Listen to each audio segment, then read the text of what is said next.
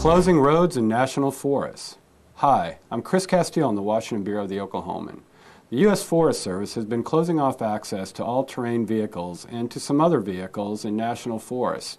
Officials say the vehicles disturb wildlife and people and harm the environment.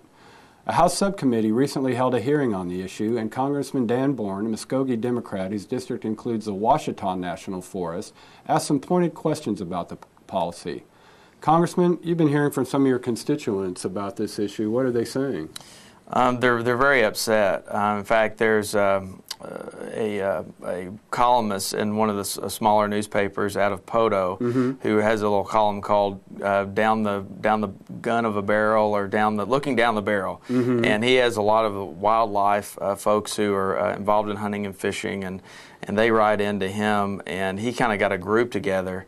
And they came to our office and said, we're very concerned that we're not getting enough comment period. When the forest ranger had a comment period for everyone to come in and talk about this new policy, they felt like they didn't have a say.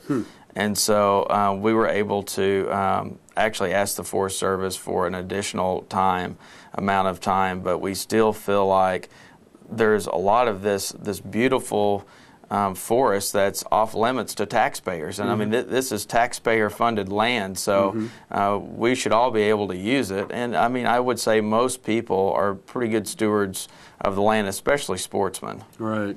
Now, at the subcommittee hearing yesterday, you asked a lot of questions. Who did you talk to, and what did you want to find out, and what did you hear? Well, there was a representative from the Forest Service. There was also one there from the Bureau of Land Management.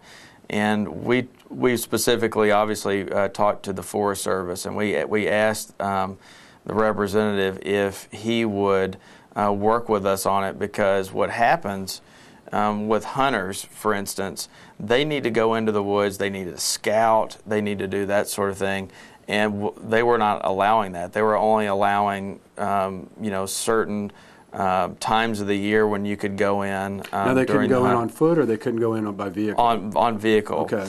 And so, for instance, they couldn't go on their four-wheeler into the woods. And there are differences here. There are roads, there are trails, and then there are areas. And so we were trying to figure out what the Forest Service really means by a road, a trail, or an area.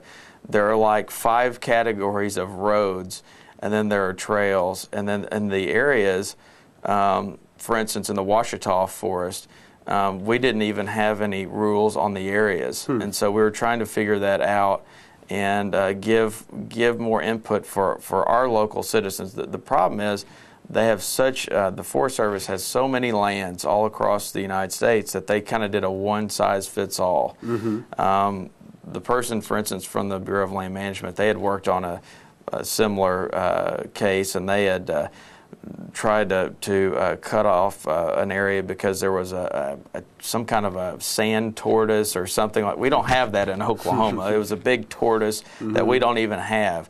So they're trying. They think that there are going to be species that maybe we would be endangering or something, but there's no evidence of that in Oklahoma.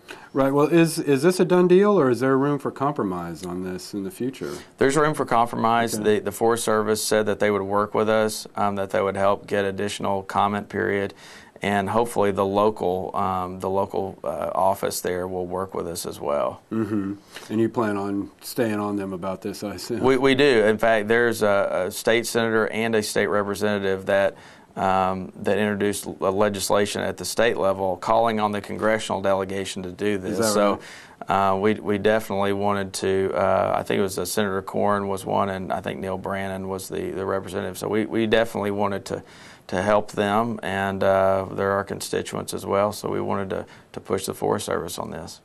Congressman Dan Boren, thanks so much for coming in and talking to us about this, and look for more coverage in the Oklahoman.